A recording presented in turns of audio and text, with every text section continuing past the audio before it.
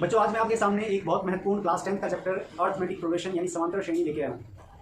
इस क्लास में आपको सारी जो ईपी की जितनी भी चीज़ें हैं वो सारा क्लियर हो जाएगा, इसलिए वीडियो पे बने रहे। और अगर वीडियो पसंद आती है तो मेरा चैनल भी सब्सक्राइब करें। मेरे चैनल का नाम है अक्षय सर या सद शिक्षा दोनों। चलते हैं हम अपने चैप्टर की तरफ। समांतर श्रेणी। समांतर श्रेणी होता क्या है एक्चुअली में, ये क्या होता है? तो समांतर श्रेणी की शर्त क्या है? पहला क्या शर्त क्या है? तो समांतर श्रेणी का होने का शर्त ये है कि दो आंकड़ों के बीच जो सीरीज होगी, क्रम होगा, उस सीरीज में बराबर का अंतर होना चाहिए। अगर बराबर का अंतर है तो वो समांतर श्रेणी में आएगा, एपी में आएगा, नहीं तो नहीं आएगा। जैसे एग्जांपल के तौर पे समझते हैं हम। यहाँ पे हमें दे रखा है 2, 4, 9, 11। क्या इसमें समान बराबर का गैप है? नहीं है। ये 2 और 2 4, 4, 5, 9, यहाँ पे +2 है तो यहाँ पे +5 है, तो ये बराबर का गैप नहीं है, इसलिए एपी नहीं है। तो पहला शर्त है, इसका शर्त है कि पदों में समान अंतर होना चाहिए। दूसरा है 3, 6, 9, 12, इसमें +3 का गैप है, +3 बराबर का गैप है, इसलिए एपी है। इसमें -2, -4, -6, -8 यानी बराबर -2 घटता जा रहा है, तो माइनस में बराबर लगातार घट रहा है, बराबर का गैप है, यानी इनमें कितने का गैप है? -2 का गैप है। इट मीन्स कि ये भी एपी है।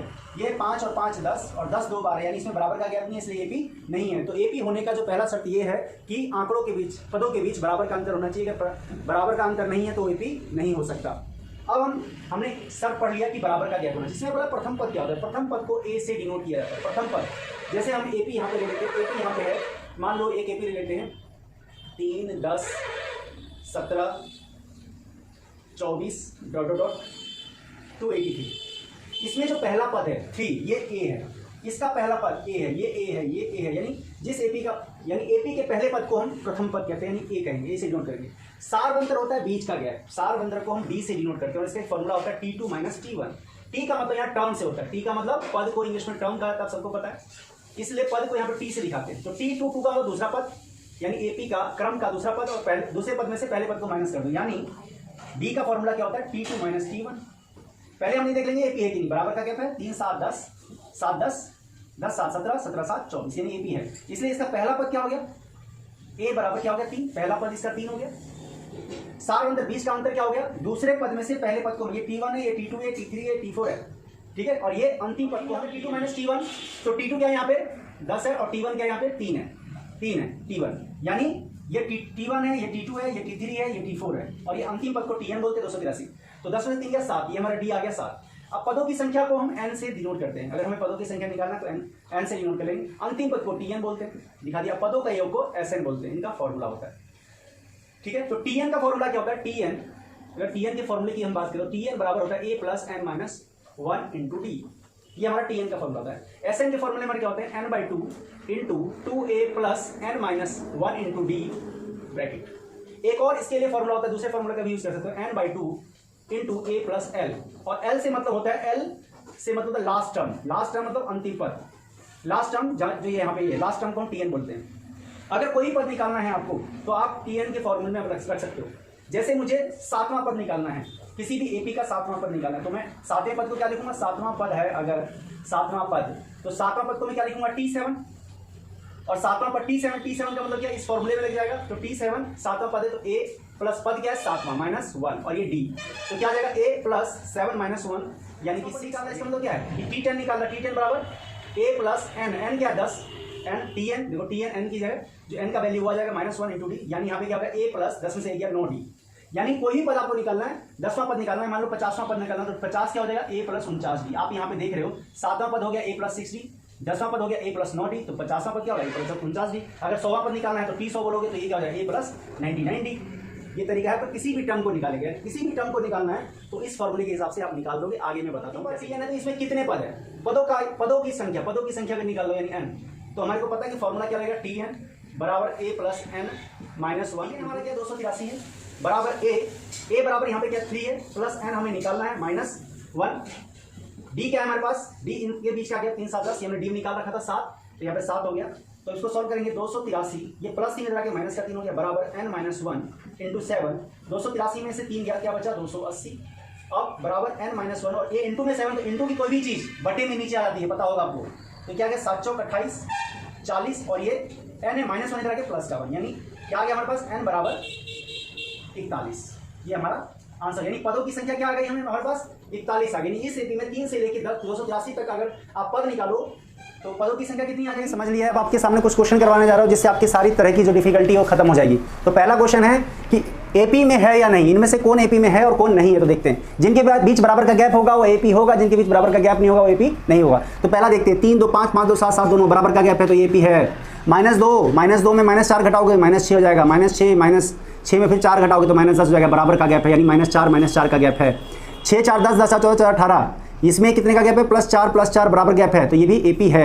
अब इसमें 4 और 1 5 5 2 7 7 4 11, यानी इसमें बराबर का गैप नहीं, इसलिए एपी नहीं है। ये वाला क्वेश्चन सब अगले क्वेश्चन पे चलते हैं। बहुत ज़्यादा इंपॉर्टेंट क्वेश्चन है और इसमें आपको प्रथम पद निकालना है, सार्वंतर निकालना है, पदों की संख्या निकालनी है और साथ में 75वां पद भी निकालना है। इस एपी का 75वां पद क्या होगा।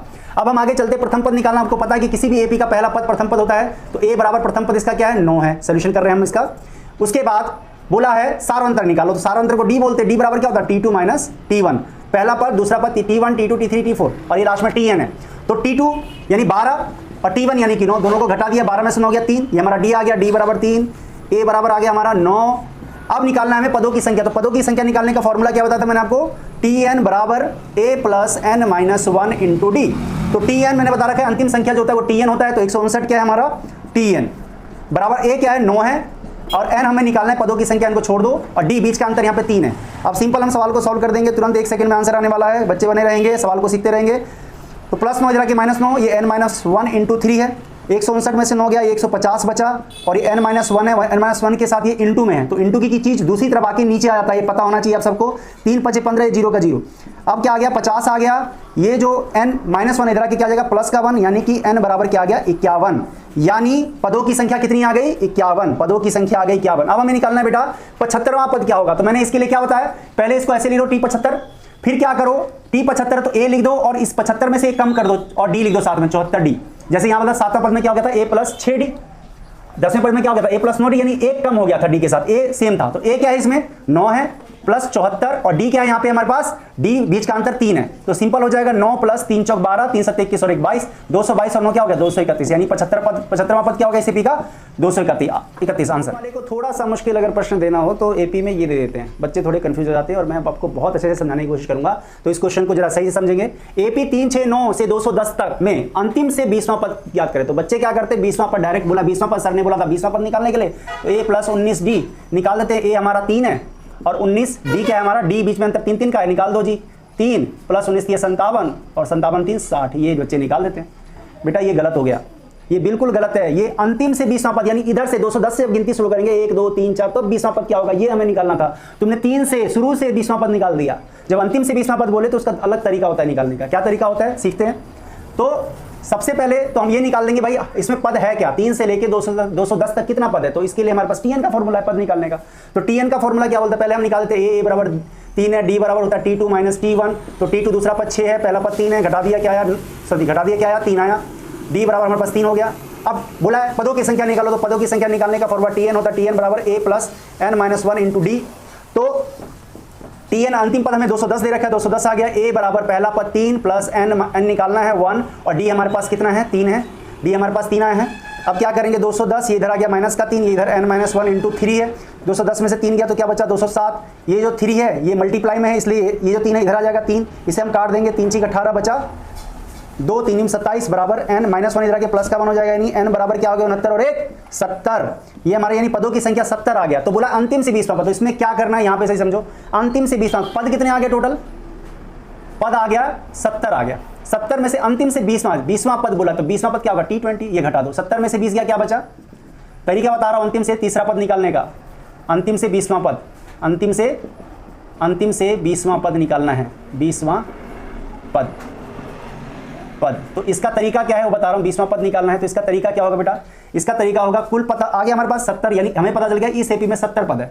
उसके बाद 20वां पद जितना पद बोला है उसमें से कुल पद, जो कुल पद आएगा उसमें से जो पूछा गया है वो पद घटा देना, ठीक है। घटा दिया जी, तो ये 30 70 से T20 गया तो क्या बचा, T50 बचा।